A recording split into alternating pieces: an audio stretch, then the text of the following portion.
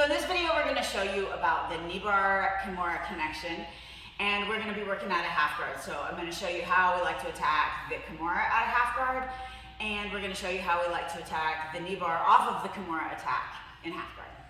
So I'm here in Bendy's half guard, and what I'm gonna look to do right now is I'm gonna need to create some space because this is the arm I wanna isolate here, right? So I'm gonna take this arm and I'm gonna move it across his throat. I'm gonna take this arm and I'm gonna slide it up underneath his armpit and I'm gonna try to connect the two of them.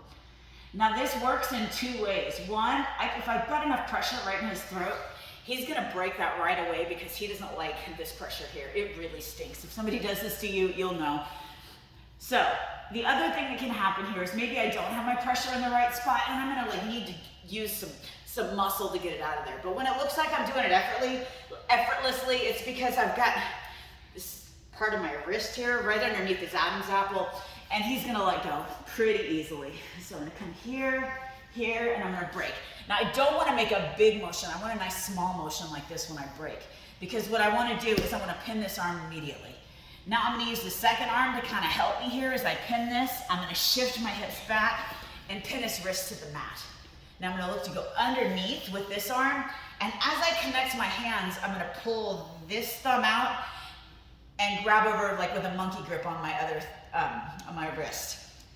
So now I'm gonna look to hit a power Kimura here because like hitting a regular Kimura at a half guard is really hard.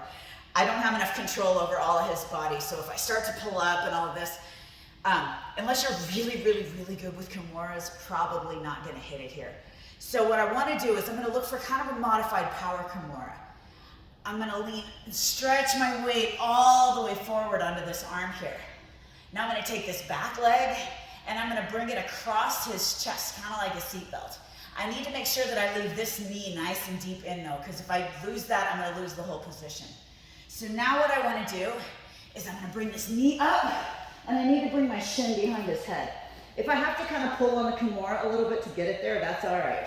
So now I'm gonna roll over this back shoulder and I'm gonna use both the Kimura control and this shin that's on the back of his head to roll him up and over. Now I'm gonna curl this hamstring so I'm nice and tight here, and I'm gonna move this Kimura in slowly. Now the nice thing about this position, which is different than if I do it with both legs on the outside, is that I have a lot of control over his body still if I need to make some more space to get myself back in if for some reason I'm not getting a tap here. This is really powerful control. You're gonna get a tap here most of the time.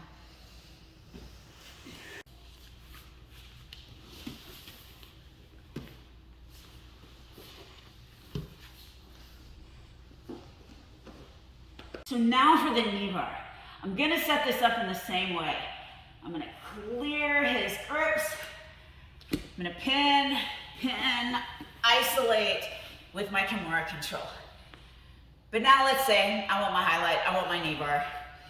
So what I'm gonna do is I'm gonna switch this to just the one arm's control. So it's gonna be the one that's over his shoulders, controlling his wrists, and I've got it kind of pinned to the mat still. Real heavy on this hip here. Now I'm gonna look to take this one underneath his leg here, and I'm gonna kind of try to flatten him out. Now normally I'm not so transparent with what I'm trying to do here, but because I've got this really good Kimura control on him still, he can't stop me anymore. So I'm gonna put this hand on the mat, and I'm gonna start to shift my weight forward.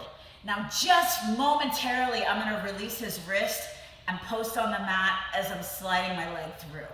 If I do this too slowly, I do run the risk of him blocking me. But if I do this with any level of fluidity, his arm is kind of trapped underneath him and behind him right now. So for him to move it as quick as I can move my body, it's gonna be kind of hard for him.